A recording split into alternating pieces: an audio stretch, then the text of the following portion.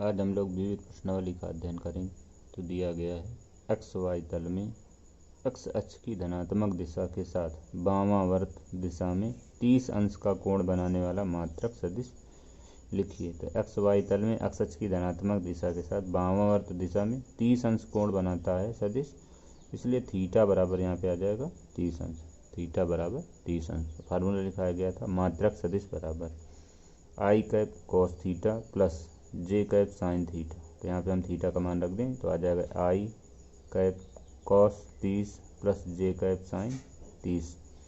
तो यहाँ पे हम मान रख दें तो आ जाएगा आई इंटू √3/2 और यहाँ पे आ जाएगा, यहाँ पे 30 रहेगा और साइन 30 का मान 1/2 होता है, अर्थात यहाँ पे आ जाएगा जे इंटू 1/2 अर्थात आ जाएगा √3/2 आई कैप प्लस 1/2 जे कैप। तो ये हो गया मात्रक सदिश। फिर इसके बाद दूसरा नंबर दिया गया बिंदु P x1 y1 z1 और q x2 y2 z2 को मिलाने वाले सदिश के अदिश घटक और परिमाण ज्ञात कीजिए। तो यहाँ पे दिया गया बिंदु P x1 y1 z1 और q दिया गया x2 y2 z2। तो आ जाएगा वेक्टर PQ बराबर Q का सदिश माइनस P का सदिश, Q का सदिश माइनस P का सदिश। Q के निर्देशांक x2 y2 z2 हैं और P के सदिश x1 y1 z1 है, इसलिए यहाँ पे आ जाएगा x2 minus x1 i cap plus y2 minus y1 j cap plus z2 minus z1 k cap.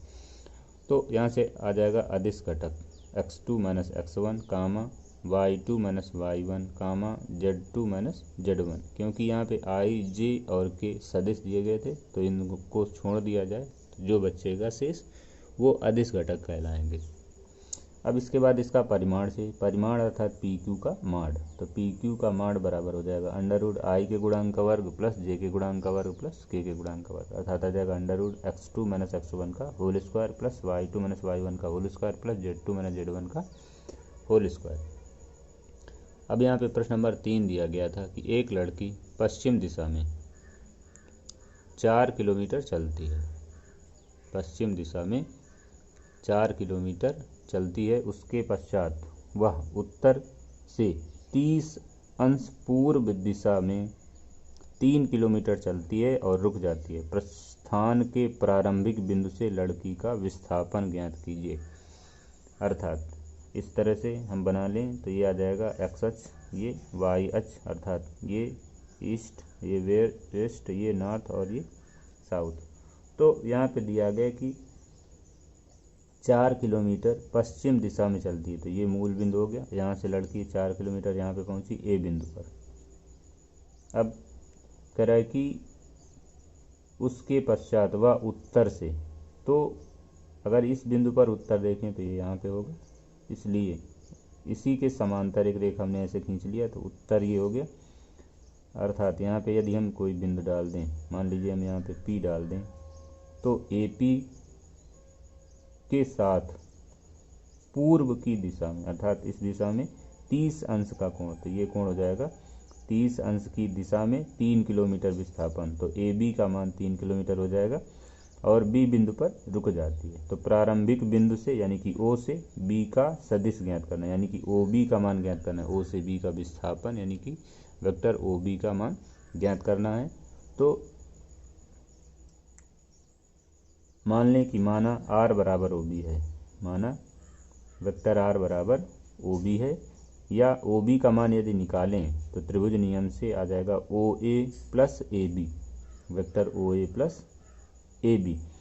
अब चूंकि OA x अक्ष की ऋणात्मक दिशा में है, इसलिए OA का मान आ जाएगा, वेक्टर OA का मान आ जाएगा -4i कैप, तो -4i कैप।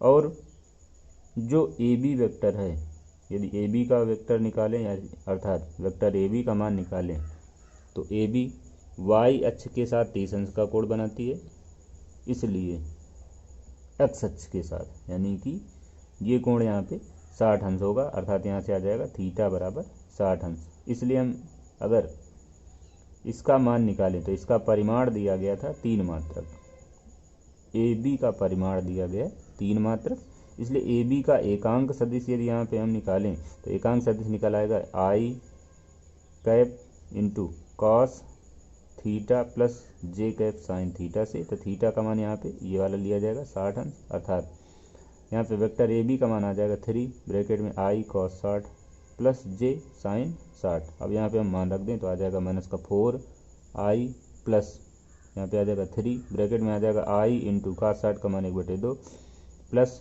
जे कैप इंटू साइन 60 का मान √3/2।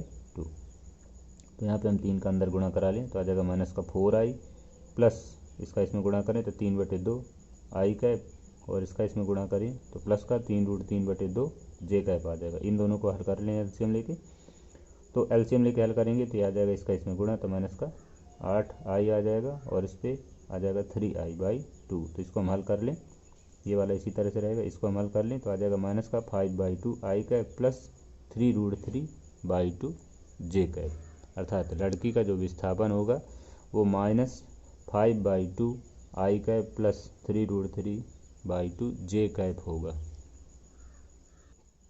प्रश्न नंबर 4 दिया गया, यदि वेक्टर ए बराबर vector b plus vector c, तब क्या यह सत्य है कि माड वेक्टर ए बराबर माड वेक्टर बी प्लस माड वेक्टर सी। अपने उत्तर की पुष्टि कीजिए।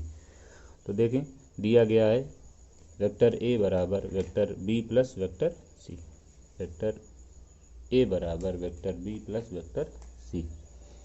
तो हम इसका यदि वर्ग कर दें तो आ जाएगा वेक्टर ए का वर्ग बराबर vector b plus vector c का होल वर्ग। इसको हम ऐसे लिख सकते हैं वेक्टर बी प्लस वेक्टर सी dot vector b plus vector सी। इसका हम इसके साथ डॉट गुणन कर दें तो यहाँ पे आ जाएगा माड वेक्टर ए का वर्ग बराबर, यहाँ पे हो जाएगा बी और बी का गुणा करेंगे तो vector B dot vector B, और इसका इसके साथ गुणा करेंगे तो आ जाएगा वेक्टर बी डॉट वेक्टर सी। इसका गुणा करेंगे तो आ जाएगा वेक्टर सी डॉट वेक्टर बी, और इसका गुणा करेंगे तो आ जाएगा वेक्टर सी डॉट वेक्टर सी, अर्थात यहाँ पे आ जाएगा माड वेक्टर ए का वर्ग और बी डॉट बी हो जाएगा मॉड बी का वर्ग बी डॉट सी, और यहाँ पे सी डॉट बी को बी डॉट सी लिखा जा सकता है, यहाँ पे आ जाएगा सी डॉट सी यानी कि मॉड सी का वर्ग, अर्थात यहाँ से आ जाएगा मॉड ए का वर्ग बराबर मॉड बी का वर्ग प्लस मॉड सी का वर्ग, और इसकी जगह पे हम लिख सकते हैं बी डॉट सी की जगह पे mod B mod C cos theta. इसी तरह से यहाँ पे भी लिख लें mod B mod C cos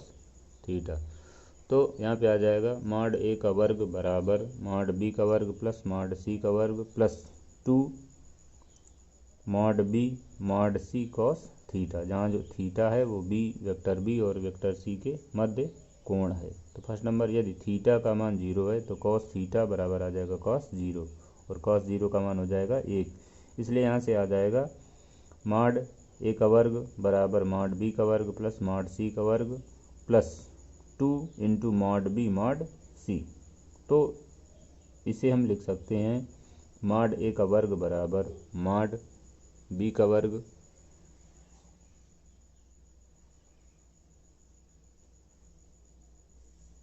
mod A का वर्ग बराबर मॉड बी का वर्ग प्लस मॉड सी का वर्ग बराबर 2 मॉड बी मॉड सी, यहाँ से प्राप्त हो जाएगा। तो इसको हम लिख सकते हैं मॉड ए का वर्ग बराबर mod B plus mod C का होल स्क्वायर। अब दोनों पक्षों का वर्गमूल ले लें तो इधर आ जाएगा मॉड ए बराबर mod B plus mod C, अर्थात यदि थीटा का मान 0 अंश होगा तब यह सत्य होगा कि मॉड ए बराबर mod B plus mod C. यदि थीटा का मान 0 नहीं होगा तो यदि थीटा का मान 0 नहीं होगा तो कास थीटा का मान 1 नहीं हो सकता है, इसलिए यहाँ से मॉड ए का वर्ग not equal to mod B plus mod C का होल स्क्वायर, इसलिए mod A not equal to mod B plus mod C. इसके बाद प्रश्न नंबर 5 दिया गया है, कह रहा है एक्स का वह मान ज्ञात कीजिए जिसके लिए एक्स ब्रैकेट में आई प्लस जे प्लस के एक मात्रक सदिश है, अर्थात दिया गया कि ये एक मात्रक सदिश है, इसलिए यदि हम इसका मापांक निकालें तो इसका मापांक एकांक निकलेगा। तो हम लिख सकते हैं मॉड एक्स ब्रैकेट में आई cap plus j cap plus के कैप बराबर 1। अर्थात x का हम अंदर गुणा करा दें, फिर इसका मापांक निकाल लें तो आ जाएगा अंडर रूट आई के गुणांक का वर्ग यानी कि x का वर्ग, j के गुणांक का वर्ग यानी कि x का वर्ग प्लस k के गुणांक का वर्ग यानी कि x का वर्ग बराबर 1। ये जुड़ेंगे तो यहाँ पे आ जाएगा 3x² बराबर 1, या यहाँ से आ जाएगा 3x² बराबर 1, या x² बराबर 1/3, या x बराबर आ जाएगा प्लस माइनस 1/√3। तो नंबर 6 दिया गया सदिशों a बराबर 2i plus 3j minus k b बराबर i cap minus 2j plus k के परिणामी के समांतर एक ऐसा सदिश ज्ञात कीजिए जिसका परिमाण 5 इकाई है।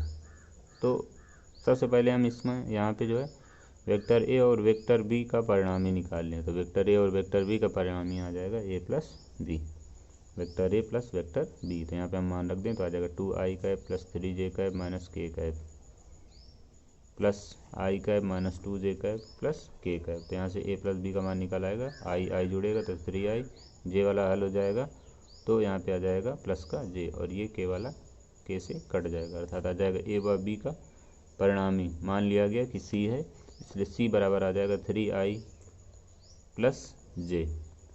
तो परिणामी के समांतर मात्रक सदिश c बराबर यानी कि c कैप बराबर वेक्टर c बटे माड वेक्टर c होता है, इसलिए यहाँ से आ जाएगा 3i प्लस j बटे अंडर रूट आई के गुणांक का वर्ग प्लस जे के गुणांक का वर्ग। तो यहाँ पे 3 का वर्ग करेंगे तो 9 आ जाएगा, 1 का वर्ग करेंगे तो 1 आ जाएगा, तो 9 1 10 हो जाएगा, अर्थात यहाँ से आ जाएगा 3i प्लस j बटे रूट 10 आ जाएगा।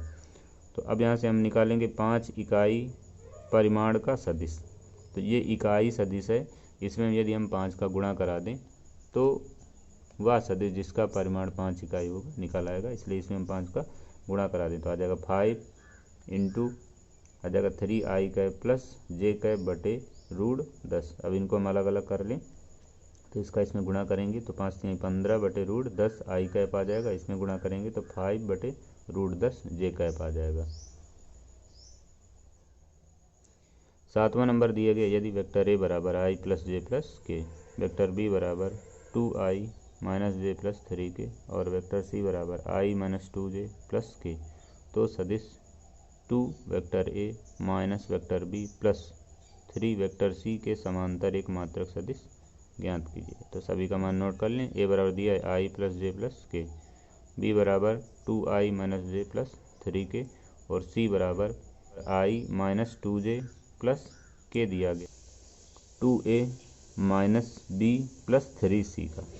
तो यहाँ पे आ जाएगा 2 और यहाँ पे मान रख दें हम a का, तो वेक्टर a का मान है i plus j plus k minus b का मान 2i minus j plus 3k और 3 इंटू यहाँ पे हम c का मान रख दें तो i minus 2j plus k। तो इसमें हम 2 का गुणा कर दें तो आ जाएगा 2i plus 2j plus 2k minus यहाँ पे आ जाएगा 2i और यहाँ पे हो जाएगा प्लस का j और यहाँ पे हो जाएगा माइनस का 3k, और इस पर हम गुणा कर दें तो 3i और यहाँ पे आ जाएगा माइनस का 6j और यहाँ पे गुणा कर दें तो प्लस का 3k। हल कर लें i वाला i के साथ, तो ये 2i दिया गया, ये 3i दिया गया, दोनों जोड़ेंगे तो 5i हो जाएगा और ये माइनस का दिया गया तो माइनस का 2i, फिर इसके बाद ये प्लस का j दिया गया है और ये प्लस का j दिया गया, दोनों को जोड़ेंगे तो 3j हो जाएगा और ये माइनस का 6j। इसी तरह से k वाले में तो ये 2k दिया गया है और ये प्लस का 3k दिया गया, दोनों को जोड़ेंगे तो 5k हो जाएगा और इसमें ये 3k घट जाएगा, अर्थात यहाँ वाले को हल करेंगे तो इस पर बचेगा,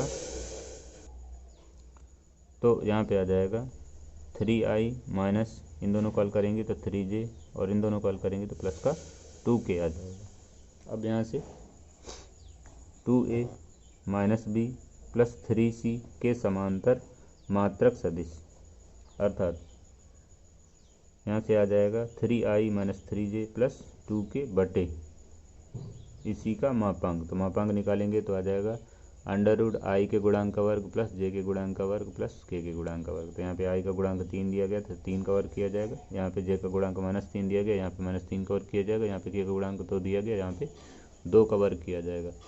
तो यहाँ पे आ जाएगा 3i minus 3j plus 2k अपान 3 का वर्ग 9, यहाँ पे भी वर्ग करेंगे 9 आ जाएगा, 2 का वर्ग करेंगे तो 4 आ जाएगा, तो 9 9 18 4 22 हो जाएगा, अर्थात यहाँ पे अलग अलग कर दें तो आ जाएगा 3i अर्थात 3 अपान रूट 22 आई कैप माइनस 3 अपान रूट 22 जे कैप प्लस 2 अपान रूट 22 के कैप।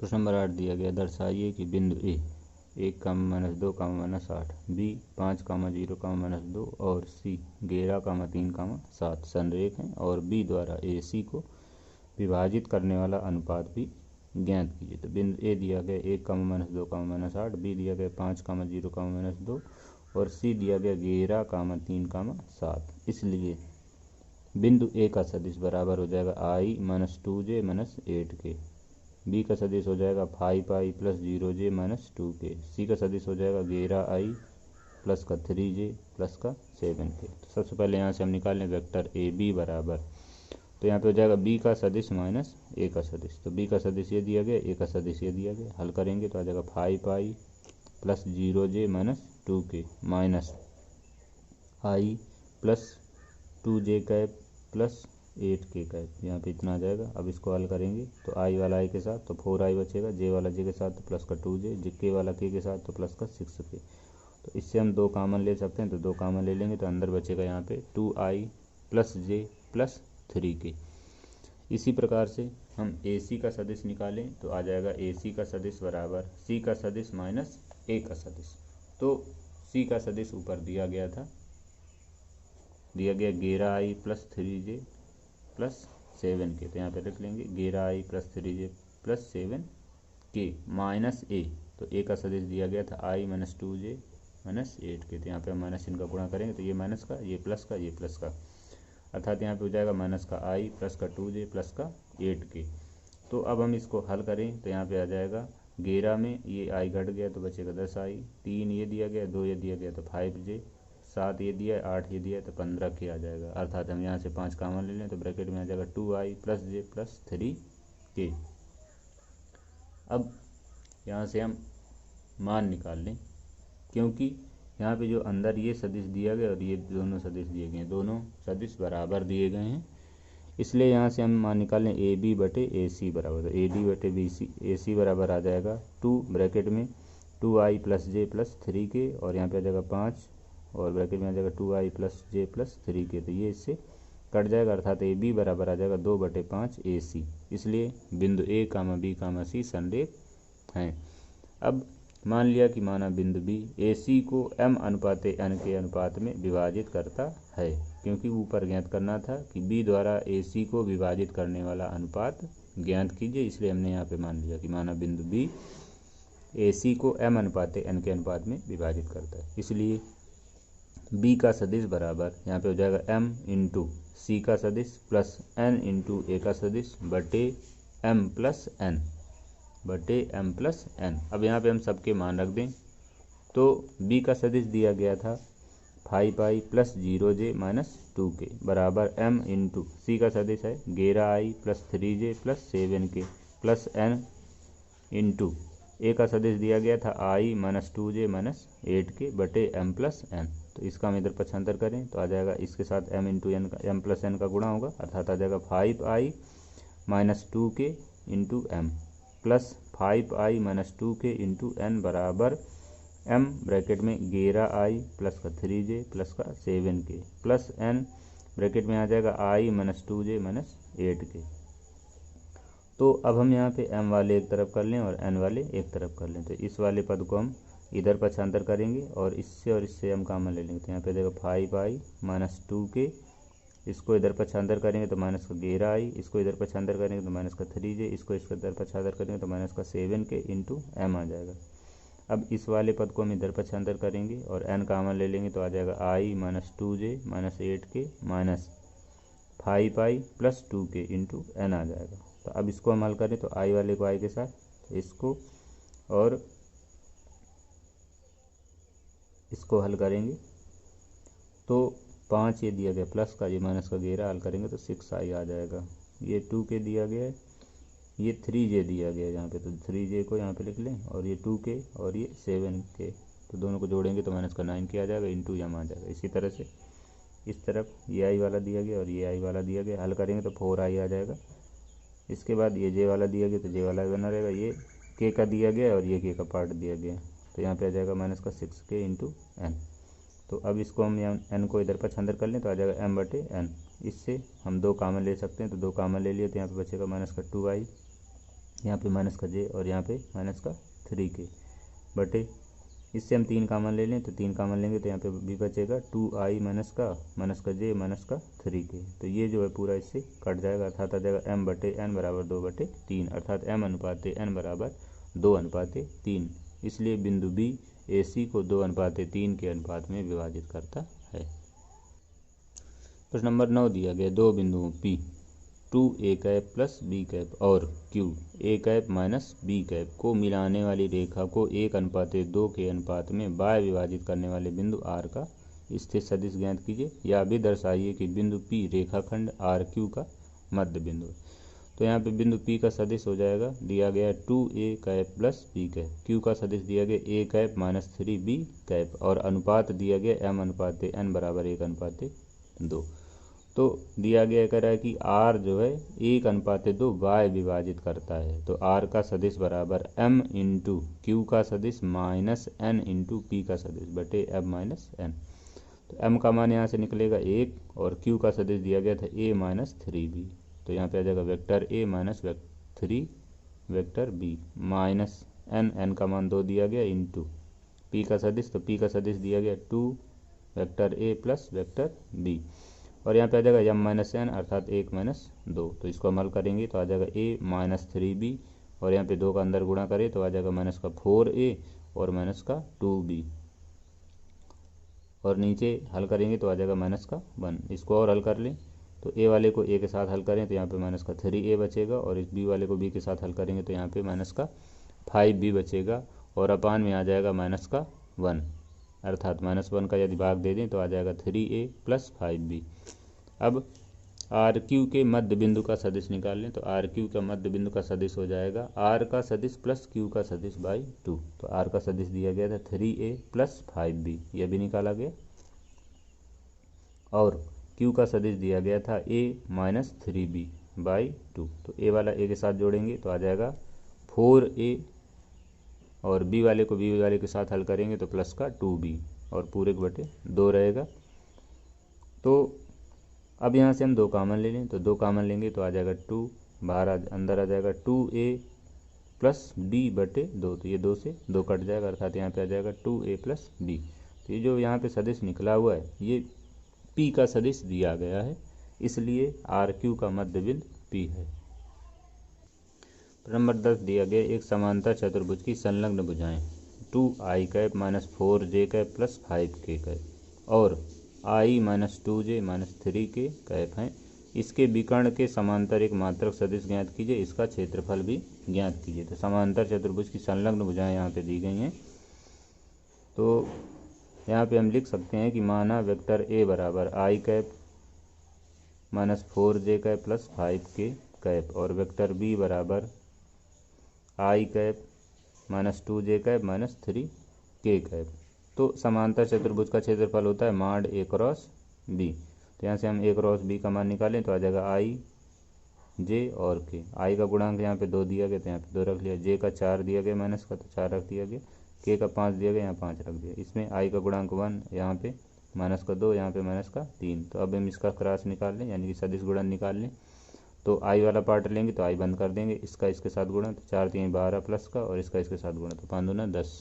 तो यहाँ पे आ जाएगा प्लस का 10 आ जाएगा। फिर इसके बाद माइनस j, इसको बंद कर देंगे, इसका इसके साथ गुणा करेंगे तो माइनस का 6 आ जाएगा, इसका इसके साथ गुणा करेंगे तो 5 आ जाएगा अर्थात यहाँ पे बीच में माइनस चिन्ह लगेगा तो यहाँ पे बनेगा माइनस का 6 माइनस 5 प्लस k। इसको बंद कर देंगे, इसका इसके साथ गुणा करेंगे और इसका इसके साथ गुणा करेंगे। जब इसका इसके साथ गुणा करेंगे तो माइनस का 4 आ जाएगा, बीच में माइनस चिन्ह लगेगा, इसके इसके साथ गुणा करेंगे तो माइनस का 4, तो माइनस माइनस यहाँ पे प्लस हो जाएगा अर्थात यहाँ पे इन दोनों को जोड़ेंगे तो आ जाएगा 22i प्लस इन दोनों को हल करेंगे तो ये 6 5 11 और इसके साथ गुणा तो प्लस का 11j और ये दोनों जो है कट जाएंगे तो यहाँ पे आ जाएगा 0k अर्थात आ जाएगा a क्रॉस b का मान 22i प्लस 11j।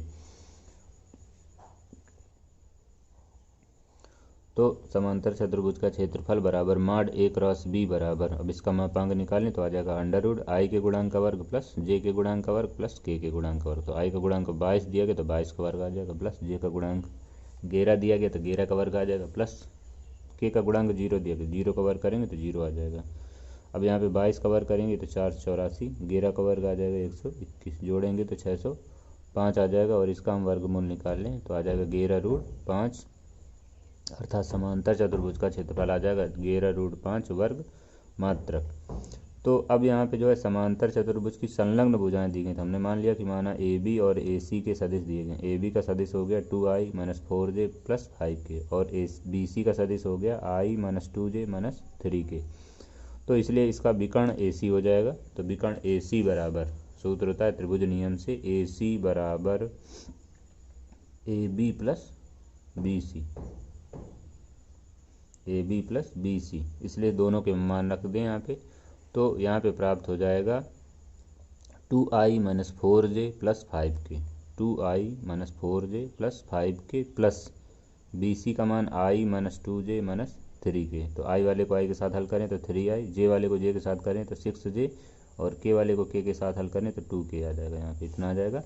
इसलिए ए सी के समांतर मात्रक सदिश बराबर आ जाएगा 3i - 6j + 2k बटे इसी का मापांक। तो आ जाएगा बटे √i के गुणांक का वर्ग प्लस j के गुणांक का वर्ग प्लस k के गुणांक का वर्ग। तो i का गुणांक यहाँ 3 दिया, 3 का वर्ग करेंगे तो 9 आ जाएगा। j का गुणांक 6 दिया गया, 6 का वर्ग करेंगे तो 36 आ जाएगा।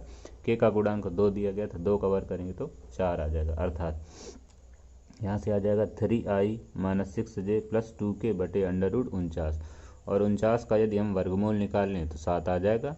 इसलिए समांतर ए सी के समांतर मात्रक सदिश आ जाएगा 3i/7